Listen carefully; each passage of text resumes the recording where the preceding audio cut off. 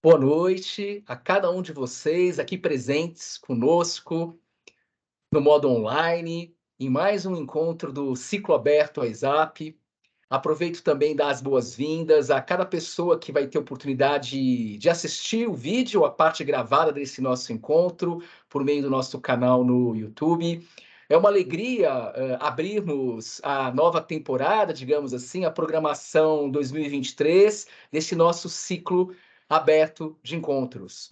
A ISAP, avaliação de ecoeficiência e sustentabilidade aplicada a projetos, é um projeto de extensão universitária, um trabalho voluntário de todas envolvidos, que nasceu como um desdobramento de uma disciplina de mesmo nome, que é oferecida uma vez por ano no nosso programa de pós-graduação em saneamento, meio ambiente e recursos hídricos, aqui na Escola de Engenharia da UFMG.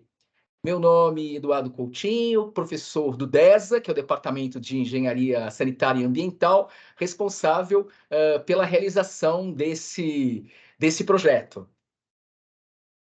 Rapidamente, apresentando os principais objetivos, não é o nosso primeiro encontro do ano, procuramos difundir a temática da sustentabilidade e a cada mês, na noite da terceira quarta-feira de cada mês, nos reunimos trazendo convidados muito especiais, profissionais de diversas áreas do conhecimento, das mais diferentes regiões do país, que trazem aí uma partilha sobre a sua experiência, com temas de interesse geral. Destacamos, né, a importância desse conhecimento que é difundido, esse conhecimento que é partilhado com todos, e também a questão da produção de conteúdo original atualizado, né, é um dos principais objetivos desse nosso projeto Ciclo Aberto WhatsApp. Equipe responsável, rapidamente, contamos com professores, professoras de outras instituições, além da UFMG, participação de alunas e alunos da graduação e da pós-graduação, principalmente, bem como com a parceria de duas organizações da sociedade civil, duas ONGs, a Catalisa e a AGDS. O Nelson Pedroso normalmente está presente na grande maioria dos encontros, então, nesse momento, eu cumprimento pelo Nelson, não é? Toda a equipe responsável. Nesse momento, um caráter rapidamente institucional, não é? Divulgamos aqui o portal UFMG Sustentável, é uma iniciativa muito interessante, convidamos todas a conhecerem esse portal com notícias de realizações práticas em prol da sustentabilidade na UFMG, e nessa parceria, a equipe de comunicação do UFMG Sustentável publica a cada mês uma matéria, uma breve matéria, sobre o tema do nosso encontro do Ciclo Aberto ESAP. Então, vale a pena conferir. Aproveitamos divulgar, não é, o 32º Congresso da ABS, com o tema central saneamento ambiental, desafios para a universalização e a sustentabilidade. É um evento organizado pela ABS, que vai ocorrer em modalidade híbrida e a parte presencial aqui em Belo Horizonte mesmo. Então, estão todos convidados a participarem desse encontro, que é realmente um encontro nacional muito importante, muito relevante na área de saneamento e meio ambiente. Voltando para o nosso ciclo aberto WhatsApp, vale resgatar o último encontro ocorrido no fechamento da nossa programação 2022, trouxe esse tema, valoração ambiental e sustentabilidade. Tivemos a alegria de contar com o professor Arnaldo de Oliveira Júnior, do Cefet Minas, partilhando a sua experiência, seguido dos comentários da Tuane Marra, mestranda aqui do programa. Quem tiver interesse nesse tema, assim como em todos os demais temas, desde o ano de 2021, aqui do nosso projeto, todos esses vídeos se encontram disponibilizados, livre acesso, em nosso canal do YouTube. Fica o convite.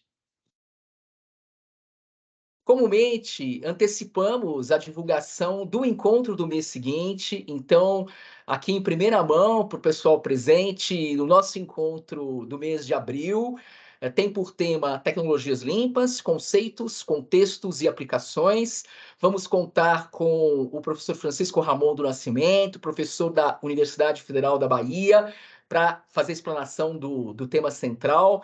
e comentários da professora Gemi Marcanjo, também da UFBA.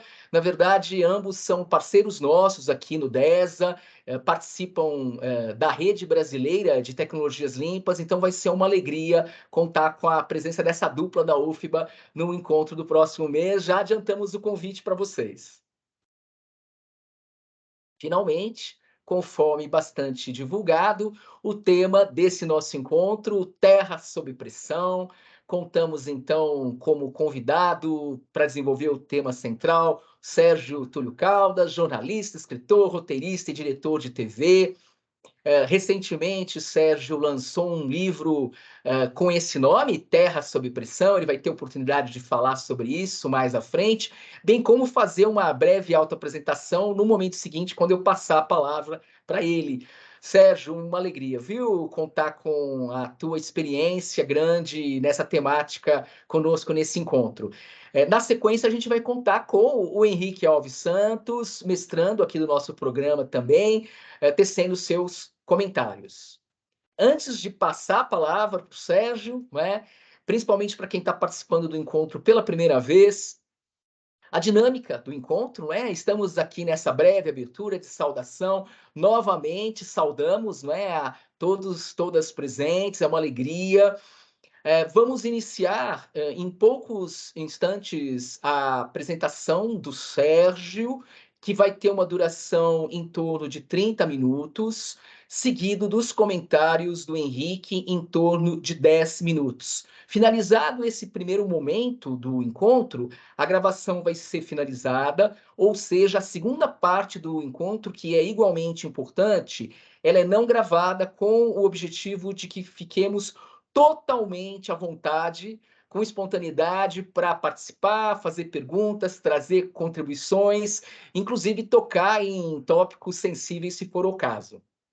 Ao final, eu procuro fechar aí com uma breve síntese. Trazendo aqui algo que eu venho utilizando há muitos anos, o pessoal que me conhece sabe, essa letra do alfabeto grego, que é comumente utilizada como símbolo do infinito, é, é um convite para que a gente possa exercitar a plena atenção, a concentração no presente, no aqui, no agora. Temos o desafio, não é, da nossa atividade aqui em modalidade remota. Então, que a gente possa evitar dispersar nossos pensamentos, ora para o passado, ora para o futuro, e possamos mesmo estarmos presentes aqui com a melhor qualidade possível, aproveitando o nosso encontro. Finalizo esse breve momento de abertura e imediatamente sigo aqui com o compartilhamento da tela do material de apresentação que o Sérgio preparou. Nesse momento, eu também fecho a minha câmera para facilitar o fluxo, não é? O fluxo aqui da transmissão. A palavra está com você, Sérgio. Novamente, muito agradecido por tudo. Fique à vontade.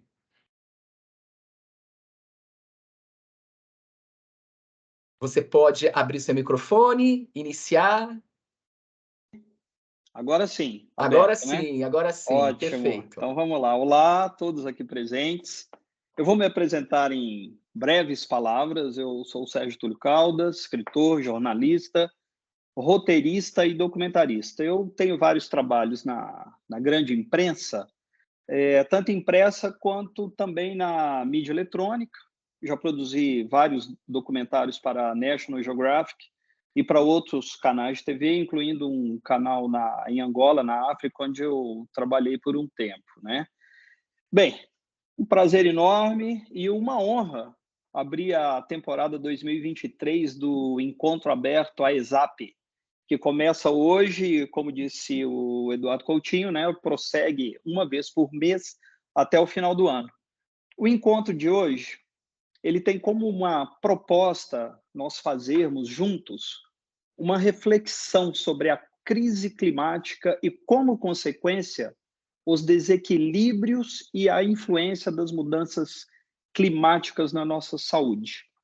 Antes de dar início à nossa atividade, eu quero agradecer à Universidade Federal de Minas Gerais, especialmente o professor Eduardo Coutinho, do Departamento de Engenharia Sanitária e Ambiental do UFMG, que gentilmente me convidou para esse evento. Na verdade, um evento muito importante, né? Nesses dias em que o planeta e o Brasil vivem em cenários de incertezas climáticas. Vou agradecer também ao Henrique Alves Santos, nosso comentarista aí, e da pós-graduação da UFMG. Também eu quero prestar minha solidariedade às famílias do litoral norte de São Paulo, que perderam parentes e parceiros, e aos quase 4.000 desabrigados e desalojados que sofrem as consequências do maior evento climático extremo que já aconteceu no nosso país. Aconteceu no mês passado, durante o Carnaval, tem poucos dias. Eu estava lá presente, acabei presenciando pessoalmente, né? Não só presenciando, né? Vivendo esse extremo climático aí do país. Eu estou lançando um novo livro, neste momento, um livro acabou de sair do forno, né? Ele se chama Terra sob Pressão, a Vida e a Saúde Humana na Era do Aquecimento Global. É da editora Moderna, né? E é exatamente sobre meio ambiente, crise climática e saúde humana que nós vamos focar a nossa conversa de hoje. O slide 1 já está aí na tela aí de vocês compartilhado. Eu vou pedir, Eduardo, que você também, eu te peço, tá? Você pode me deixar algumas vezes em tela também, para a gente só não ficar só nos slides, tá? A gente tem um tempo aí de 30 minutos para conversar sobre esse tema, né? Bem, o nosso planeta, ele está sob pressão. Os eventos climáticos estão cada vez mais intensos e frequentes. A nossa biodiversidade está em queda, a água está se tornando cada vez mais escassa, as geleiras estão em processo de derretimento e o calor, o frio e as tempestades também estão mais severos, né? E para somar a esses colapsos ambientais, ainda nós tivemos aí a pandemia do coronavírus, que na verdade ainda está aí, né? Ainda não se encerrou, né? Essa é uma era incomum, né? E nós estamos aí, todos nós, né? Somos testemunhas dessa era incomum. Poderia passar o próximo slide, Eduardo, por favor? Esse slide aí tem esse título aí, interconectividade, que eu vou explicar para vocês, né? Para a gente enfrentar essa crise climática que atinge todos nós, né? Mas atinge especialmente os mais pobres e menos favorecidos, eu acho que é preciso a gente ampliar a nossa percepção e entender que vivemos em um sistema ambiental interconectado. É isso que eu chamo de interconectividade. Crise climática, saúde, preservação ambiental, endemias e pandemias estão absolutamente ligados. As endemias ocorrem, só para fazer uma explicação rápida, as endemias ocorrem em uma determinada região. Já a pandemia, ela ocorre quando uma doença é disseminada por vários continentes, como a gente passou agora pela experiência da Covid, né? Cada um desses desafios que estão aí citados, eles não podem ser resolvidos ou cuidados separadamente, porque eles estão interdependentes, ou seja, eles estão conectados entre si.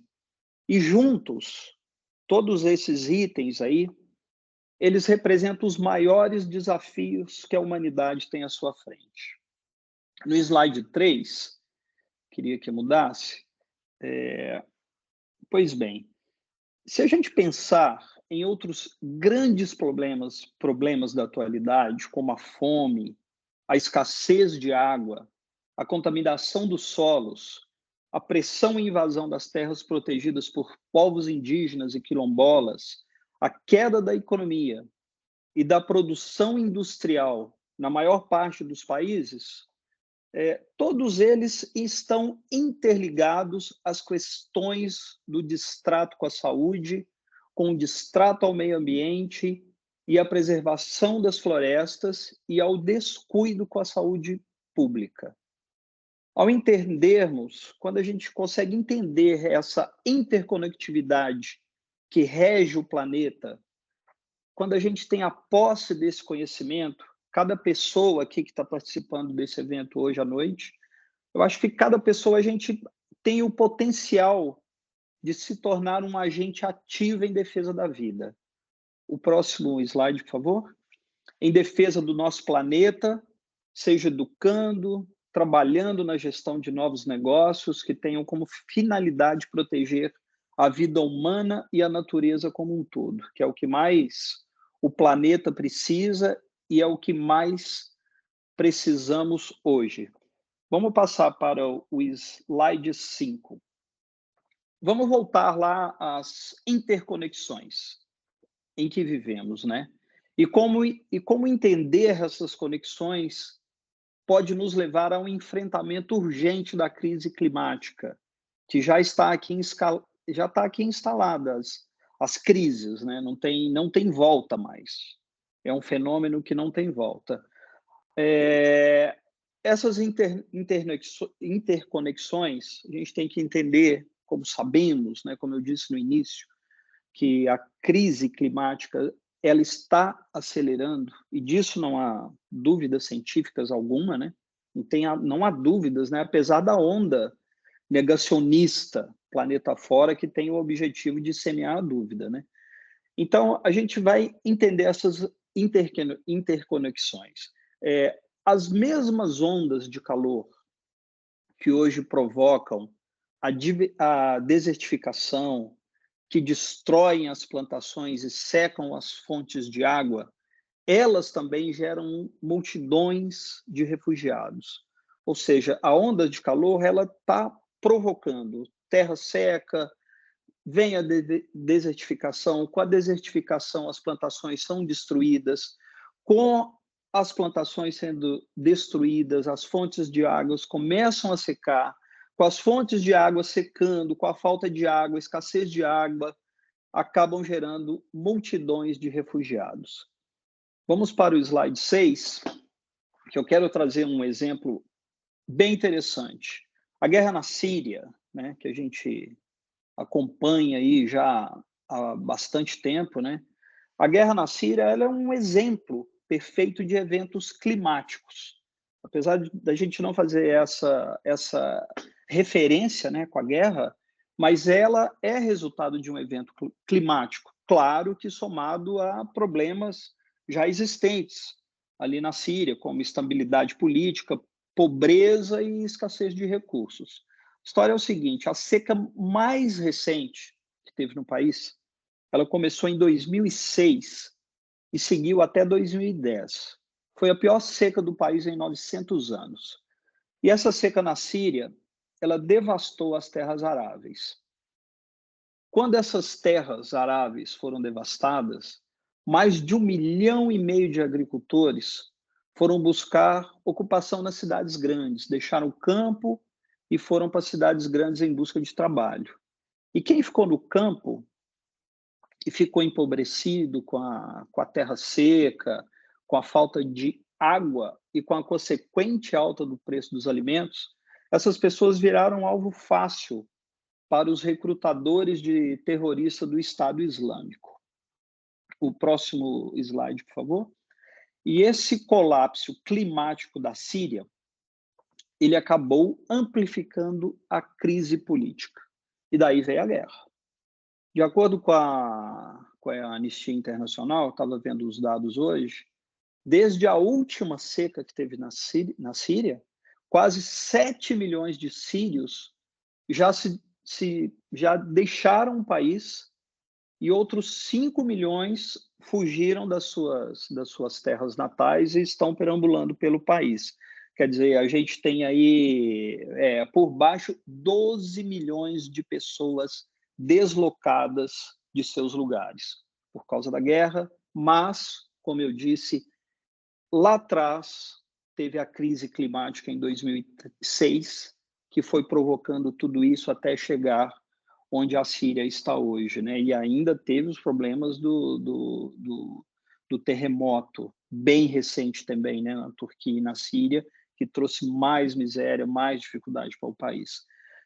No próximo slide, a gente vai ver, aqui no Brasil, que não faz nem um mês, a gente assistiu aí a uma tragédia no litoral no litoral norte de São Paulo, que se parece bem com cenários de guerra, né? Não tem muita diferença, é um cenário de guerra. E a tempestade que caiu foi no dia 17 para 18 de fevereiro, de um sábado para um domingo, a tempestade que caiu ali durante poucas horas na região de São Sebastião, deixou mais de 60 mortos e 4.000 desalojados e desabrigados. Foi o evento climático mais extremo já registrado no país. E esse evento climático, essa tragédia, esse evento que aconteceu em São Sebastião, a gente tem que ver que ele também tem uma interconexão, ele também tem uma relação com várias coisas que vêm acontecendo ali naquela região. Faz mais ou menos 3 décadas, eu frequento ali a região do litoral norte desde meados dos anos 80. E faz 3 décadas que a região de São Sebastião ela cresce de forma muito desordenada.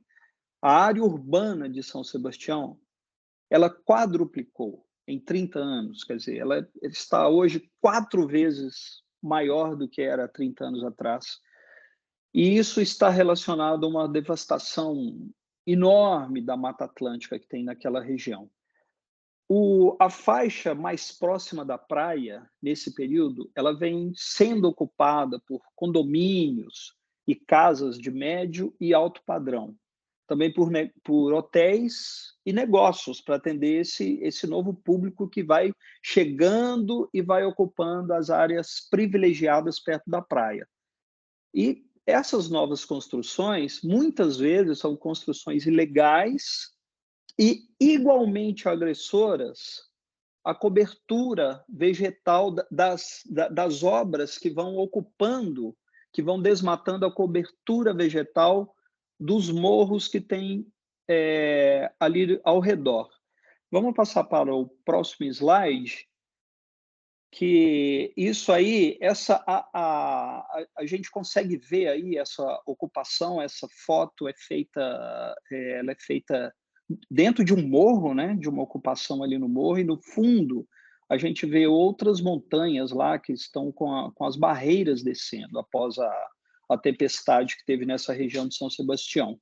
Acontece que é o seguinte, a especulação imobiliária deste período, dessas 3 décadas, é uma especulação imobiliária muito veloz, muito voraz, veloz e voraz.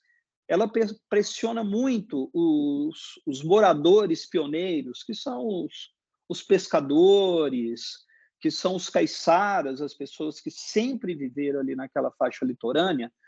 A especulação imobiliária vai empurrando essas pessoas para os morros, né? Então, elas vão ocupar os morros, não porque elas simplesmente estão chegando e estão ocupando, é porque elas vão ficando sem opção. E começam a subir o morro, começam a fazer obras, que às vezes essas obras seguem muito os veios de nascentes, os veios de rios que vêm lá do alto das montanhas, porque é a ocupação humana comum, né? As pessoas querem morar perto dos rios, né? E elas vão ocupando e vão desmatando, né? E o que a gente está vendo agora no litoral norte de São Paulo, que a gente pode dar um nome para isso, que essas pessoas desabrigadas, esses milhares de pessoas que estão ali desabrigadas, eles começam a se tornar refugiados ambientais.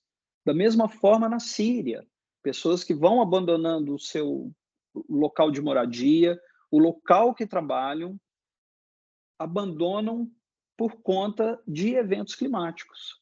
E são refugiados ambientais. Começa a se formar isso no Brasil, que é uma coisa inédita no país, né? É claro que a gente já teve, a gente ainda está vivendo, lá na frente eu explico mais um pouquinho, a gente começa a ter refugiados ambientais também, especialmente no estado da Paraíba, eu vou falar mais um pouquinho à frente, que está vivendo uma crise seríssima de desertificação.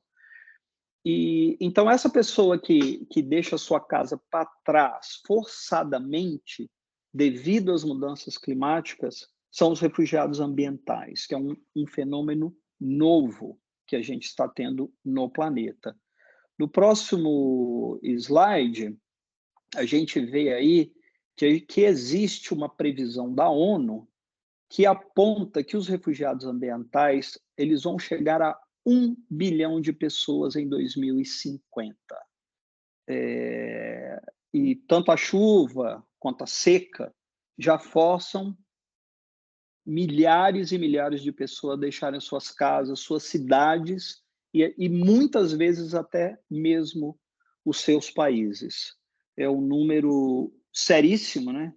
Se a gente vê aí 1 bilhão de pessoas, nós temos aí aproximadamente hoje quase a população da Índia, a população da China, que está chegando, que a gente tem na China 1,3 bilhão de pessoas, a Índia também com uma população muito próxima disso. No próximo slide, a gente vê essa imagem aí, eu estava falando da desertificação. Hoje a gente tem 15% da superfície terrestre que já está sob o risco de desertificação em algum grau. 15%. Quer dizer, 15% da superfície terrestre ameaçada, a gente está à beira de uma crise alimentar, né? No Brasil, a desertificação ela já atinge mais de 1.300.000 quilômetros quadrados. O Nordeste é a região mais castigada. As causas são as velhas conhecidas, né? Desmatamento da caatinga, desmatamento do cerrado, a fertilização química do solo e a mineração em excesso que tem no Nordeste. A Paraíba é o estado mais afetado, como eu tinha dito antes, né? Proporcionalmente. Quase 94% do território paraibano está em processo de desertificação, sendo que mais da metade dessa área desertificada na Paraíba, ela está em nível alto de degradação.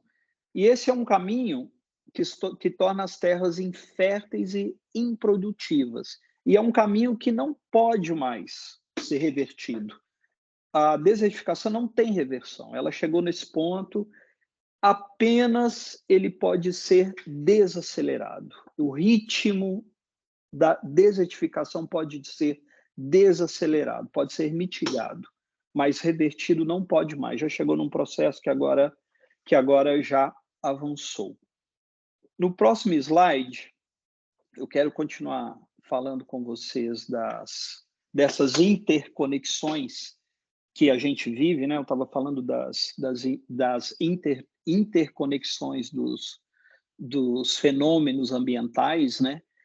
E nós temos umas outras interconexões que muitas vezes a gente nem se dá conta, né? Quando a gente fala de aquecimento global, é interessante porque a gente pensa, né, no aquecimento, pensa no CO2, pensa no metano, que está provocando o aquecimento do planeta, mas tem uma interconexão que é super importante a gente refletir.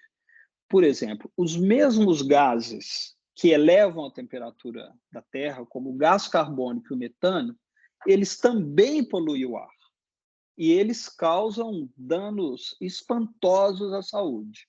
No próximo slide, eu queria falar com vocês que a poluição do ar, ela tem como origem principal a queima de combustíveis fósseis, né? E essa queima de combustíveis fósseis, da mesma forma que ela aquece a superfície da Terra, ela também vem matando de forma prematura cerca de 7 milhões de pessoas no mundo todos os anos. São dados da Organização Mundial da Saúde. São 7 milhões de pessoas no mundo que morrem de forma prematura por causa da poluição do ar. Isso, se a gente for colocar, assim, isso por ano, né? Nós tivemos, segundo os dados também da Organização Mundial da Saúde, nós tivemos no primeiro ano, nos 12 primeiros anos da pandemia da Covid, foram cerca de 4 milhões de mortos. Quer dizer, o desequilíbrio na saúde causado pela poluição do ar matou mais que o primeiro ano da Covid. A maioria desses óbitos, desses 7 milhões de pessoas ao ano que morrem, eu estou frisando esses números porque realmente é muito chocante, né? 7 milhões de pessoas é praticamente o dobro da população de Belo Horizonte. E a maioria dos óbitos, né, dentro desses 7 milhões de pessoas, 4 milhões eles estão associados à poluição externa, áreas urbanas e rurais. E agora vem um dado também muito impressionante. O restante dos óbitos, daqueles 7 milhões, o restante, né, tiramos 4 pela poluição externa, o restante, que são 3 milhões, eles ocorrem devido à poluição interna. E o que é a poluição interna? A poluição interna, ela acontece nos ambientes domésticos. E aí que vem um fato também curioso que a gente não percebe, né? Ainda hoje, quase metade da população global cozinha e aquece as suas casas com combustíveis sólidos, como madeira, que usam madeira, esterco, resíduos agrícolas e carvão para aquecer as suas casas, né? Elas aspiram esse ar e morrem. Aqui no Brasil é uma quantidade enorme de pessoas que ainda hoje fazem uso de carvão e restos de produtos vegetais para fazer comida dentro de casa. Poderia passar o próximo slide, por favor? Estava dizendo, isso aí essa imagem aí é em Nova Delhi, capital da Índia, uma das cidades mais poluídas do planeta, e é uma cidade que sofre demais com a poluição do ar. Está acontecendo até um fenômeno na Índia que eu acabei presenciando. Essa alta poluição em Nova Delhi e outras regiões da Índia também, ela vem, por exemplo, ela vem corroendo o mármore que tem no entorno, o mármore do qual é feito o Taj Mahal, né? Patrimônio da humanidade, todo mundo sabe que né? Aquele patrimônio belíssimo.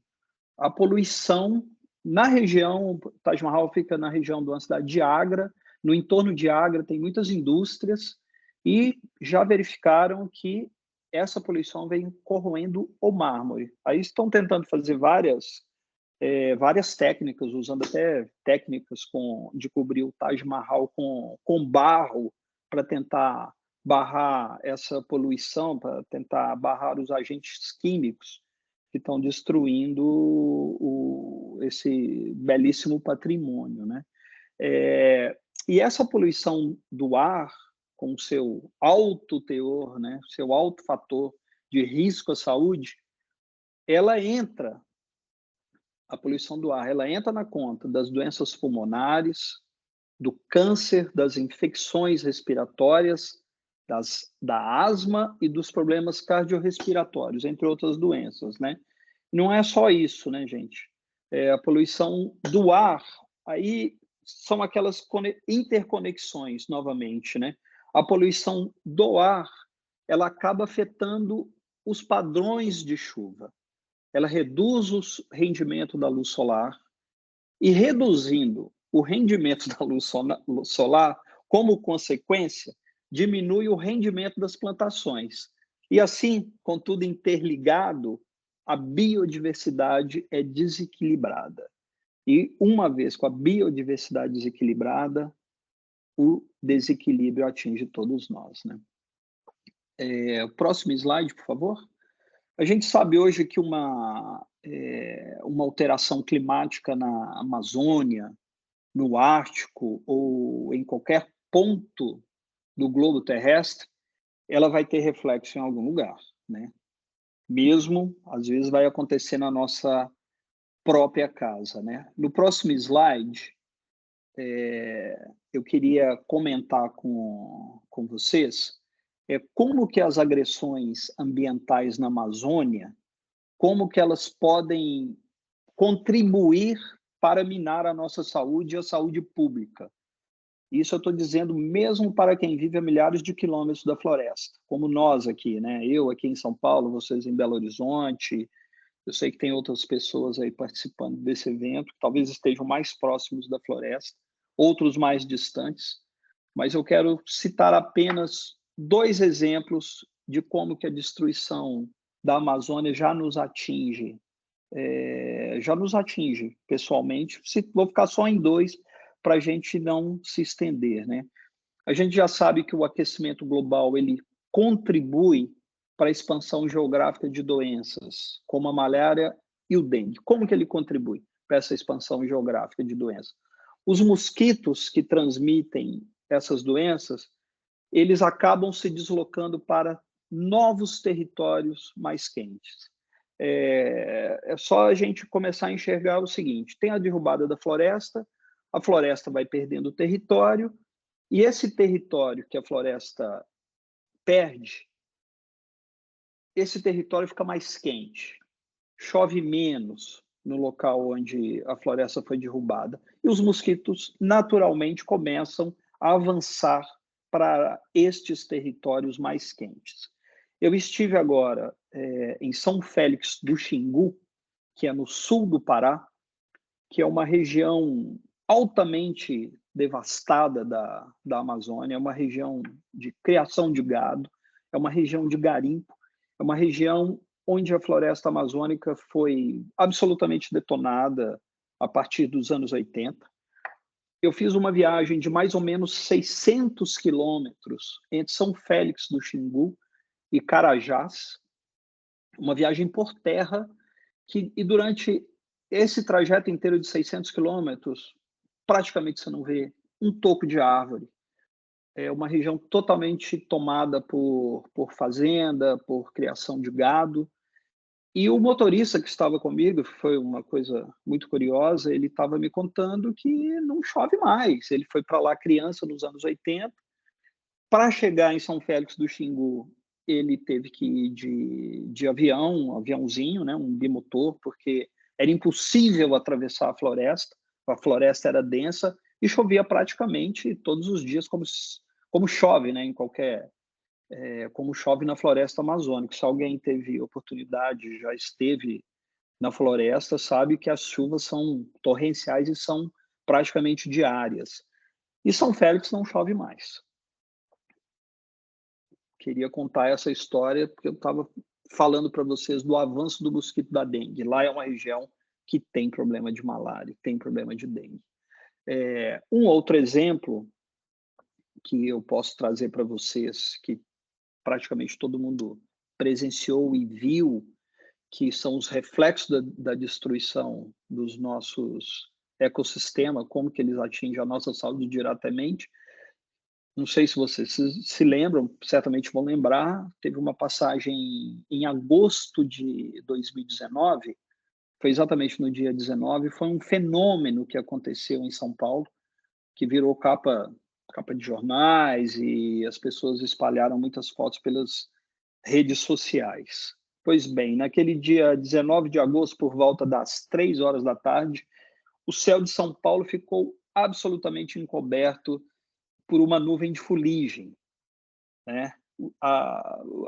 Tava uma tarde normal, bonita, de repente ficou tudo escuro, o dia virou noite, e a origem dessa fuligem, dessa nuvem de fuligem que cobriu a cidade, eram queimadas na Amazônia, no Pantanal e no Cerrado. Naquela época, naquele mês de agosto, o INPE já vinha alertando sobre o aumento crescente do desmatamento no norte e no centro-oeste do Brasil. Mas de nada adiantaram também os alertas do INPE e dos cientistas, e nem pressões internacionais que teve naquela época. As queimadas continuaram e a gente viu São Paulo escurecer, né? E tem um estudo da USP que comprova que as queimadas na região da Amazônia, elas têm uma relação direta com o aumento da poluição nas grandes cidades do Sudeste. Aí nós, então, aí estamos falando vamos falar das capitais, mas as grandes cidades, né? Estamos falando das cidades grandes, estamos falando de Belo Horizonte, Rio de Janeiro, São Paulo, Espírito Santo, mas também grandes cidades que tem nesse estado, né? E o que que acontece? As cinzas da floresta, elas ficam suspensas na atmosfera e elas viajam para longe. E quando elas viajam, elas levam com elas partículas de fuligem, o que os cientistas chamam de carbono negro. E esta fuligem, elas vão entrar nos nossos pulmões. E elas entram nos pulmões de quem vive longe da Amazônia. Quem vive ali na Amazônia certamente tá inspirando, né, esse carbono negro para dentro do corpo, né? E mesmo a gente sabendo de todas essas informações que são científicas, que são estudos, a velocidade das derrubadas na Amazônia, elas continuam sendo alarmantes, elas não param de crescer, como não pararam de crescer muito em 1918, 2018, 2019, 2020, né? Em 2021, a gente ultrapassou 9 mil quilômetros quadrados de perdas florestais que eu estou falando aqui só na região da Amazônia, né? Em plena pandemia da Covid-19, quando nós, milhões de brasileiros, a gente se isolou em casa para evitar a disseminação do vírus, os criminosos ambientais continuaram em ação, né? Na época, um pouquinho antes da pandemia, eu estive com o líder Yanomami, o Davi Copenaua, lá em Roraima, né?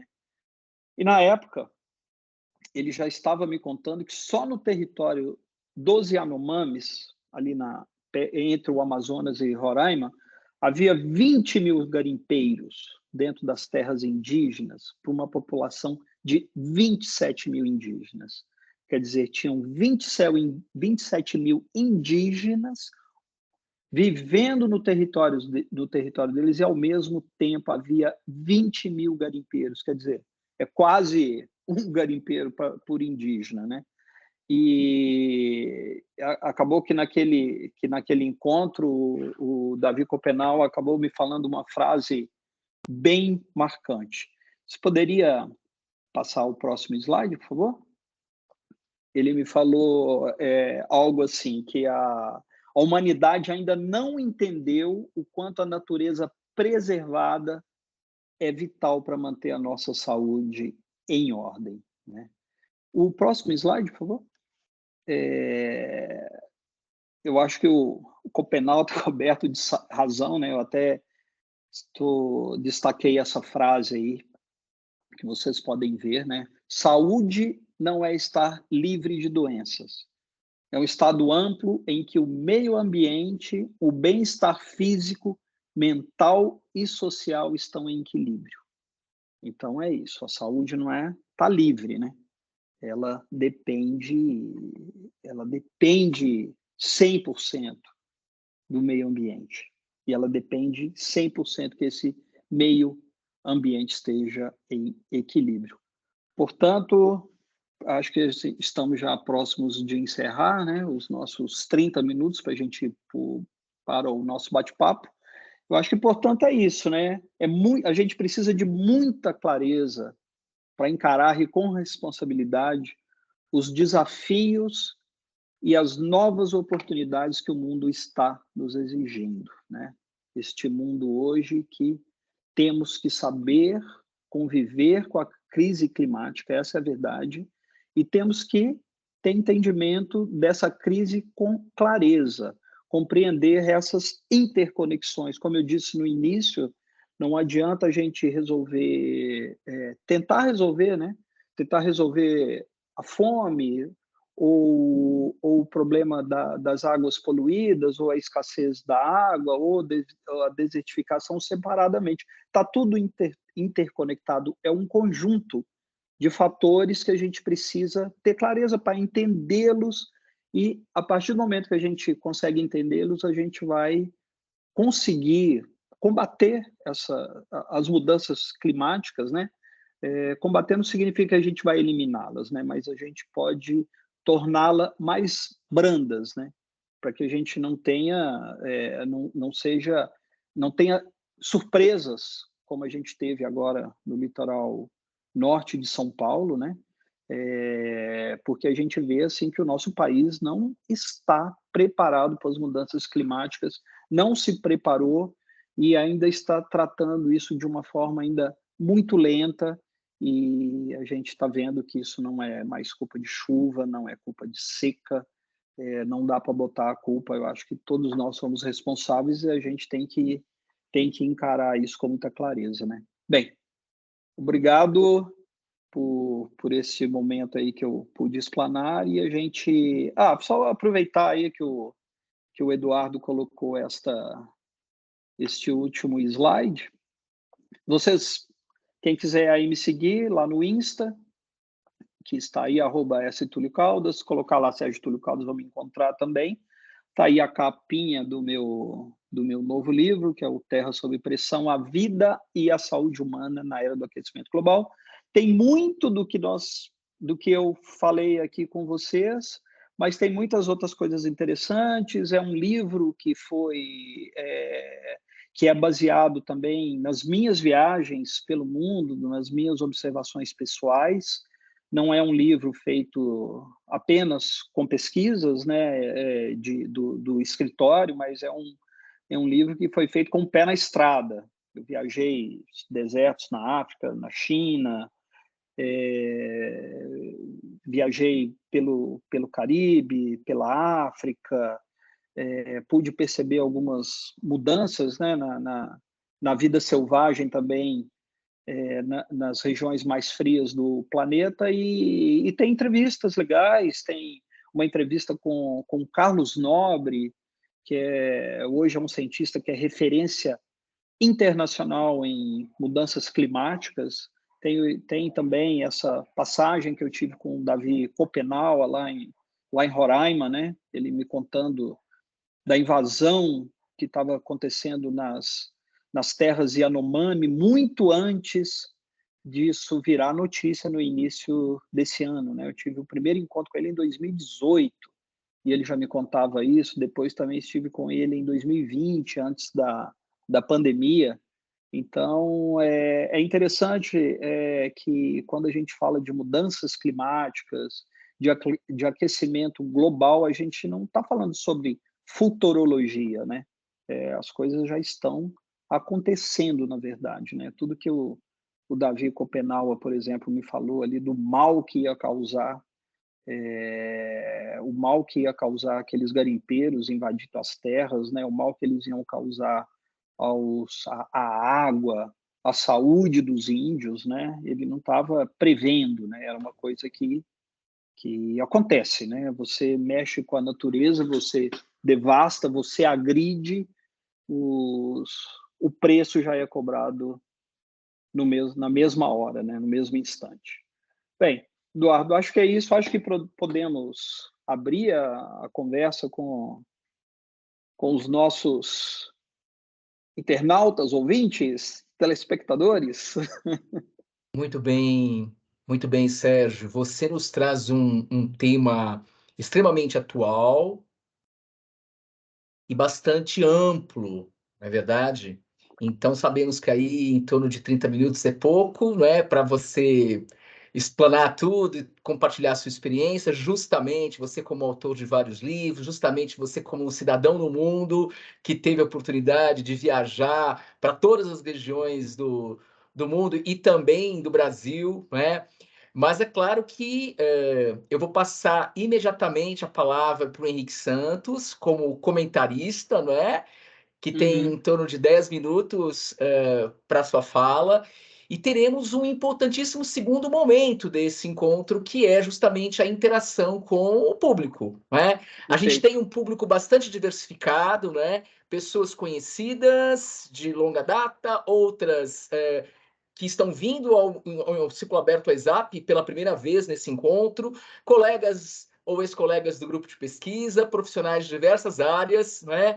Então, esse é o momento que eu aproveito para passar para o Henrique e novamente agradecendo, viu, pela sua explanação. Henrique, a palavra está com você. Boa noite, obrigado, Eduardo. Boa noite, pessoal. Sérgio, os Boa noite, nossos Henrique. ouvintes, espectadores. Tentar ficar aqui, né, nos 10 minutos. Primeiro, agradecer o convite do professor Eduardo, que premia, né, nós alunos, pesquisadores, profissionais que gostamos do tema, com esses encontros que a gente pode não só aprender, mas também discutir sobre esses temas tão importantes. O Sérgio também falou dessa importância das discussões, de apresentar, de trabalhar bem o tema, né, que é tão necessário. Parabenizar também o Sérgio pela apresentação e pela obra. Estou aqui com um exemplar. Ah, Uma obra tão atual, eu achei interessante essa interface entre o meio ambiente e a pandemia, né? Um tema tão atual, achei a obra assim, super relevante, muito bem ilustrada, uma obra bem bacana.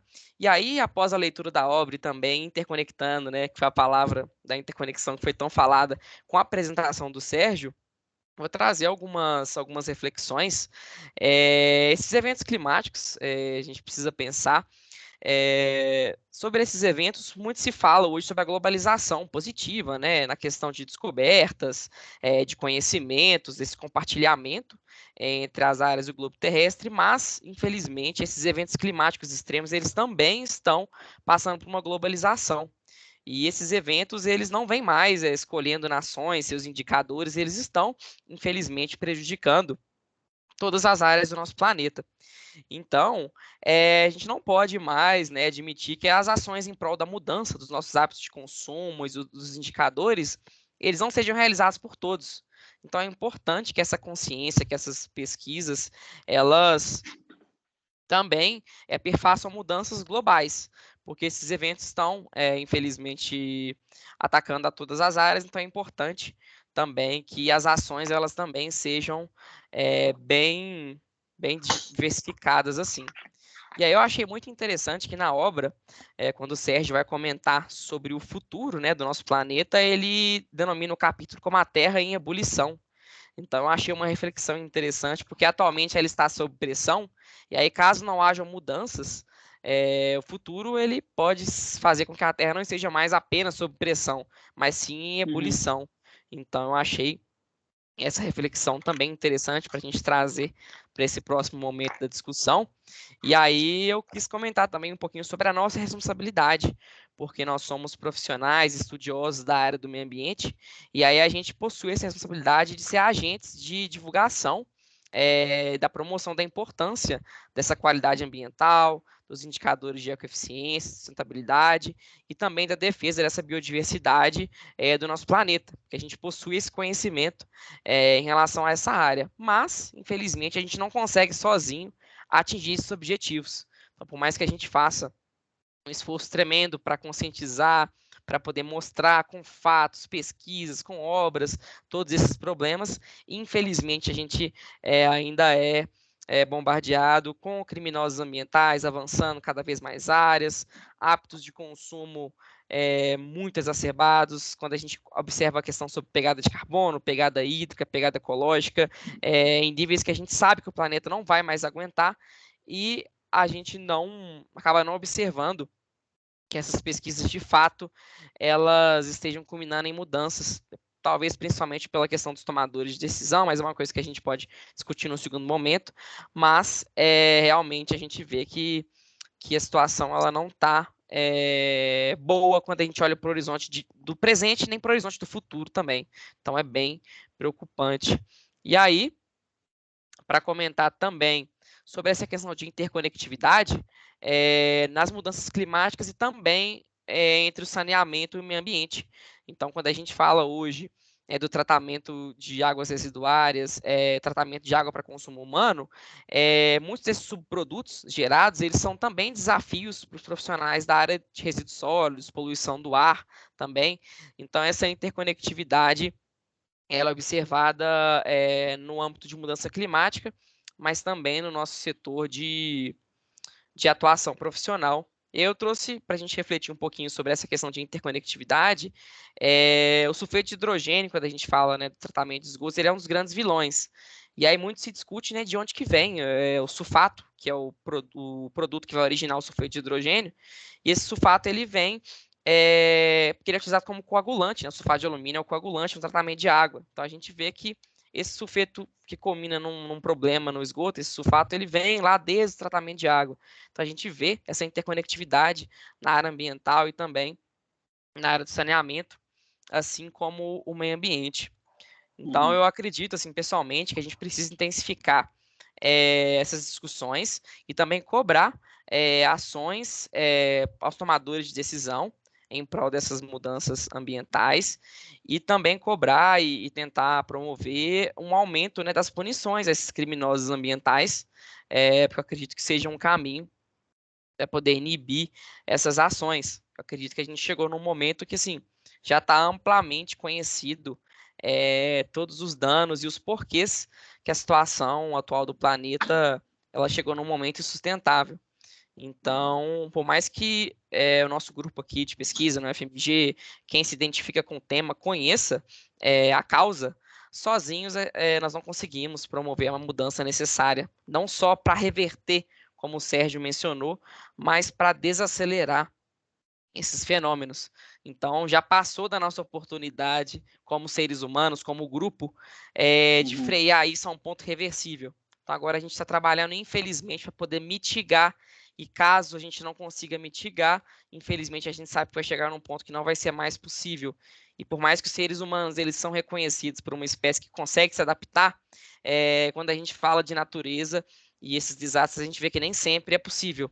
Então, por mais que a gente detenha tecnologias de drenagem urbana que são estudadas, os eventos climáticos extremos eles fogem até dos conceitos de dimensionamento. Então, por exemplo, na área de drenagem urbana, muito se fala do termo tempo de retorno, né? Qual que é o tempo que ocorreu aquela chuva?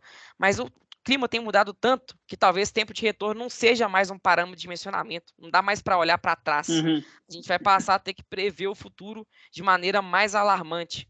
Então, até a maneira como os livros clássicos, como a engenharia, remete essa gestão dos eventos climáticos precisa mudar.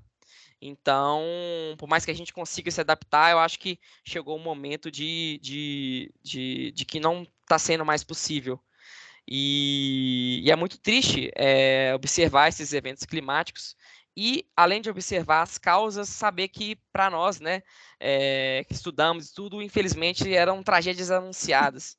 Então, chega um momento que é realmente necessário que a gente tenha intervenções aí mais severas para poder frear todo esse problema climático. E eu acho que assim, é isso que eu queria comentar. Acho que nesse próximo momento a gente pode discutir mais.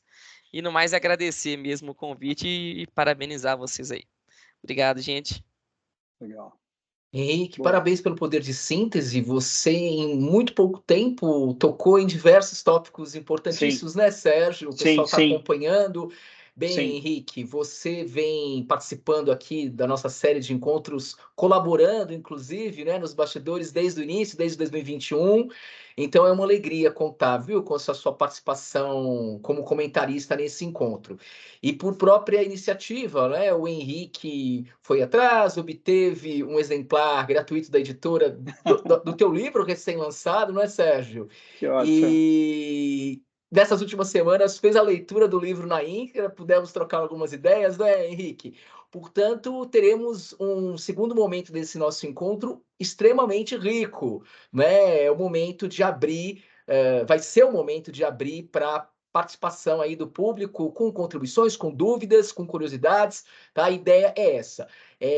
percebo que o nosso encontro vai cumprindo plenamente, não é, o propósito. Você nos trouxe tudo, Sérgio, de uma linguagem com uma linguagem muito acessível para o amplo público, não é? Já que a gente tem um público bastante heterogêneo. E esse vídeo gravado, disponibilizado, né, no canal do YouTube para as pessoas visualizarem, então também vai rodar mundo, digamos assim, né? Obrigado.